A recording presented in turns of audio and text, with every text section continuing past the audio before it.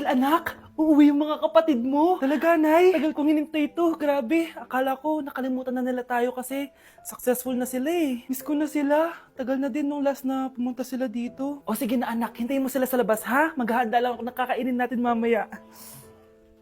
Uy, Kyle, balita ko, uuwi yung mga kapatid mo ah. Opo tita. Paano niyo po nalaman? Basta! Siguro proud yung nanay mo kasi successful yung mga anak niya, no? Oo naman, tita. Nagbunga lahat ng paghihirap ni nanay sa kanila. Deserve nyo yan. Malapit nyo nang malaman ng totoo, walang sikretong hindi nabubunyag. Pasok na po ako, tita. Sige. Hello, Nay! Nandito na yung anak mong doktor all the way from New York! Hi, Nay! Nandito na yung anak mong teacher all the way from Central Elementary School! Hello, Nay! Nandito na yung anak mong engineer!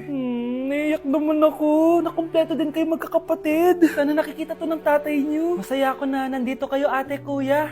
Sana maging successful din ako na kagaya niyo. O siya na, kumain na kayo ha. Galing pa kayo sa malalayo eh. Wow naman, Mare. Bigatin na yung mga anak mo. Saya-saya. Oo naman, Mare. Ilang taon din akong kumayod para mapagtapos lang sila. Pero worth it naman, di ba? Teka, Mare, para mas masaya, may kailangan kang malaman. Oh, eto. Ha? Ano to, Mare?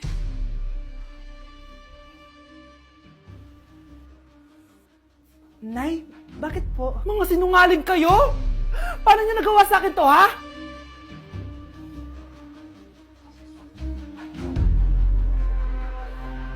Nasa Japan pa rin ako at titikim tayo ng Japanese convenience store food part 2. Hulaan nyo guys kung nasan ako. Walang-wala na ito sa Pilipinas, promise. Hindi talaga pwedeng wala akong mabili tuwing pupunta ako dito sa Family Mart. Tignan nyo naman, parang lahat gusto mong itry, di ba? Guys, may nakita ako. Parang may ganito ako. Okay pa ba to? Parang panis na. Add to cart. Guys, mukhang masarap to. Oh. Add to cart natin to. Guys, nakita ko kanina daming Japanese na kumakain nito. So, add to cart natin to. Guys, parang masarap din to. Oh. Famichiki. Add to cart.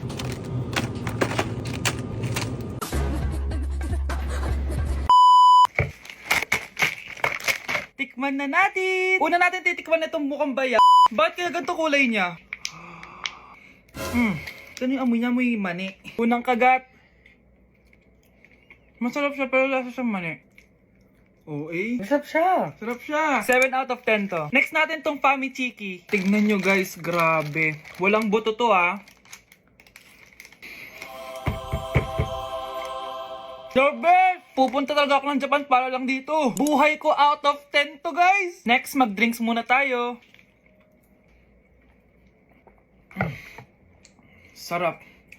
Wala akong masabi. Ang sarap niya. 10 out of 10 to sa akin. Ang daming Japanese na kumakain nito kanina. So, try na natin kung masarap ba talaga. Parang siya marshmallow. Ayos din yan. Masarap siya pero medyo matamis siya. Mahilig sa matamis. Sarap! Next natin itong palaging kinakain ni Honey Bunch. So para siyang pandesal na may feeling sa loob. Dami pala niya. May laman siya guys. You know? Masarap siya pero wala siyang lasa. O yun naman, magko-comment na naman masarap pero walang lasa eh. I'll give it 7 out of 10. Next natin tong parang mushroom na parang chocolate din. Next natin tong Ganito yung itsura niya.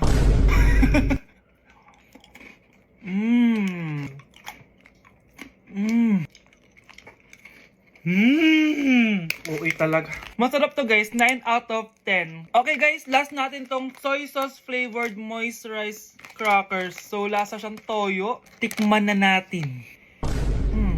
May singit. So ganito yung itsura niya. may singit. Wag nyo try guys. 1 out of 10 lang to. So yun lang naman guys, no? Kung gusto nyo ng part 3, mag-comment lang kayo dyan. And malapit na kami umuwi sa Pilipinas. Bye-bye! Fried chicken, Normal people. adobo, Normal people. kwek-kwek, Millionaire. isaw, Billionaire. kare-kare, Normal people. Betamax, Millionaire. sinigang, Normal people. siomai. Billionaire. Nandito ako sa Japan ngayon at titikim tayo ng Japanese convenience store snacks. Hulaan nyo kung saan ako pupunta, walang ganito sa Pilipinas. Grabe, the best talaga ang 7-Eleven sa Japan. Parang lahat ata ng gusto mong bilhin nandito na. Sobrang dami! Let's try this, oh. Ano kaya to? Mukha siya mochi. So, let's buy. Oh, may brulee sila, guys, oh. Siyempre, add to cart. Parang sikat din to. Kainin natin, guys, tara. Add to cart. Yakult ba to? Ang laki ng Yakult nila dito, oh. Add to cart. May Japanese, oh. Arigato. Tikman na natin. Una natin titikman itong pudding.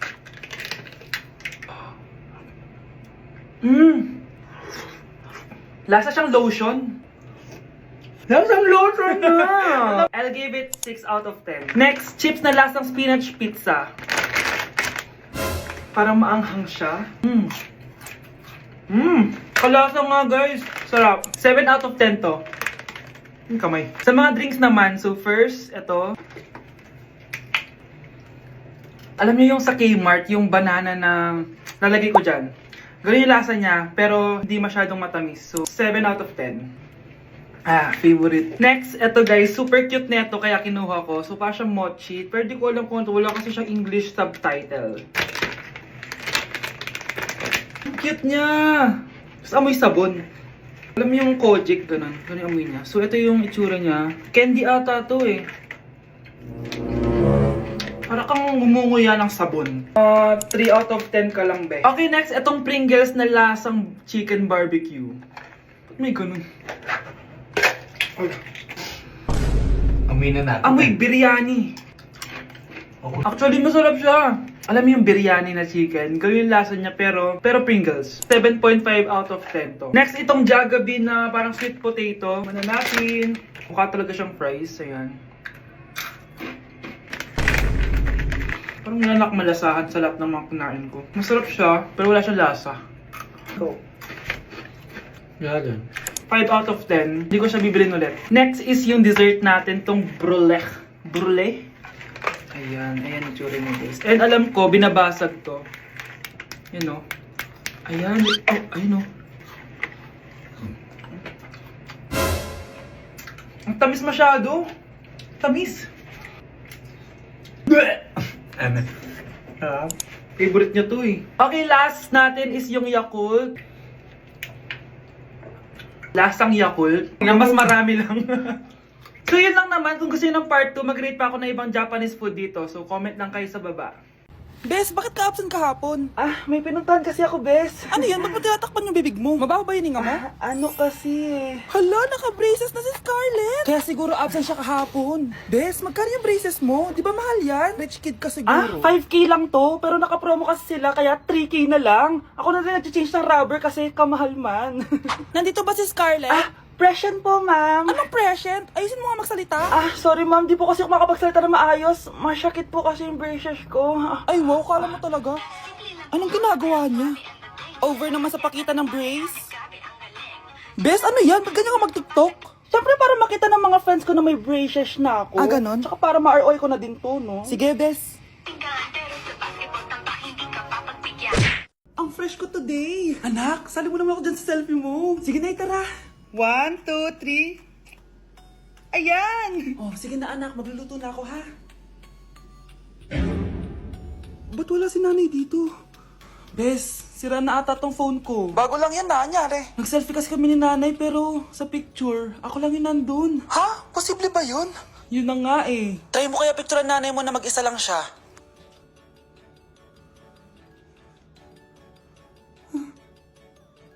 Wala talaga siya. Anay, bakit mo ako pinipicturean anak? Sabihin mo sa akin yung totoo, Nay. Ano ka ba? Bakit hindi kita makita sa mga picture? Ha? Patingin? Oh, nandito naman ako ah. Ano sinasabi mo anak? Alam mo anak, kumain ka na doon. Gutom lang yan. Scarlett, mag-ingat ka sa nanay mo. Ha? Bakit po tita? May malalim na dahilan kung bakit hindi siya nakikita sa picture. Alam niyo po yung tungkol doon? Sige na, baka makita pa ako ng nanay mo. Kaaway ako nun. Tita! Oras na para malaman mo kung sino ka talaga, Scarlett. Mukha ka na namang stress anak. O eto, mawawala yung iniisip mo. Ano to, Nay? Gatas lang yan, ano ka ba?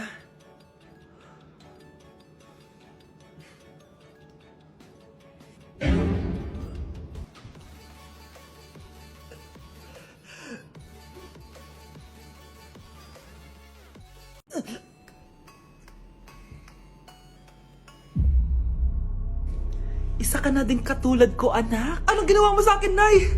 Kakaiba yung nararamdaman ko. Gusto mo malaman ang totoo, di ba? Isa akong diwata mula sa mundo ng Encantasia. At isa sa kapangyarihan ko ay ang manipulahin ang picture na nasa cellphone mo. Bakit di mo lang sinabi sa akin, Nay? Dahil ngayon ang tamang panahon, anak. At nasa katawan mo na ang kapangyarihan na para sa'yo. Pero, paano ko malalaman kung ano yung kapangyarihan ko? Ikaw ang tutuklas niyan, anak. Ano kaya magiging kapangyarihan ko? Baka nagiging invisible ako.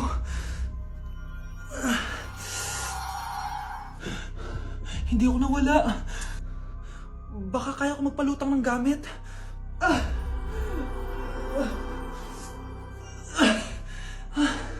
Hindi lumutang. Ang hirap naman neto. Baka kaya ko tumagos sa pintuan. Aray! Natatay ako.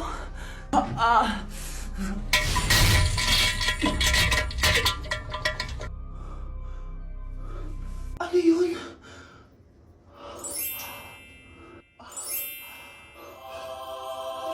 Ito ba yung kapangyarihan ko? Tumain ng ginto? Nay, alam ko na yung kapangyarihan ko. Tumatay ako ng ginto. Anak, uminom ka na maraming pampatae para Yumaman na tayo. talino mo talaga, Nay. Aroy, tinanggalan ako ng ngipin. Napakalaki ng tinanggal sa akin.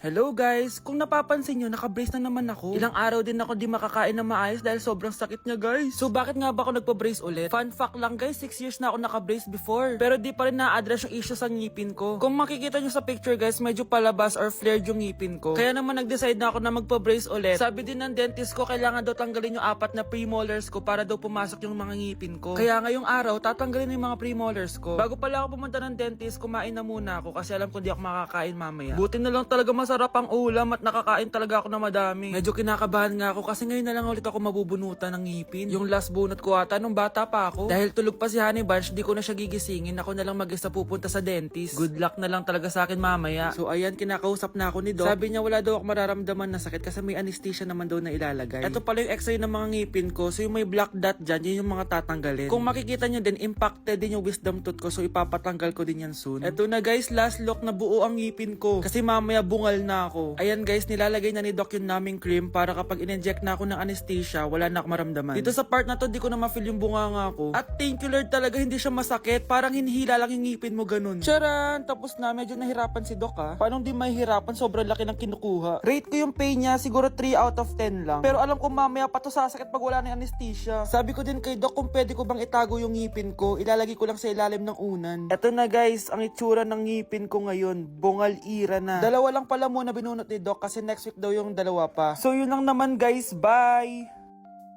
Ew! Tingnan mo nga itsura mo. Hindi ka bagay sa school na to. Wala akong oras makipag-away sa Cheska. Talaga? Eh di bibigyan kita ng oras. Hoy, babae ka! Subukan mo saktan ng basic ko. Makakatikim ka sa akin.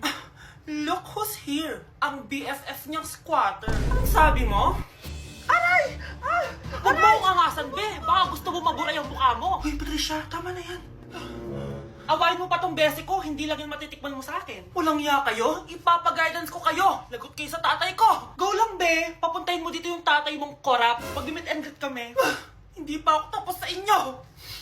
Ay, banatera ka talaga, bes. Alam mo yan, bes. Try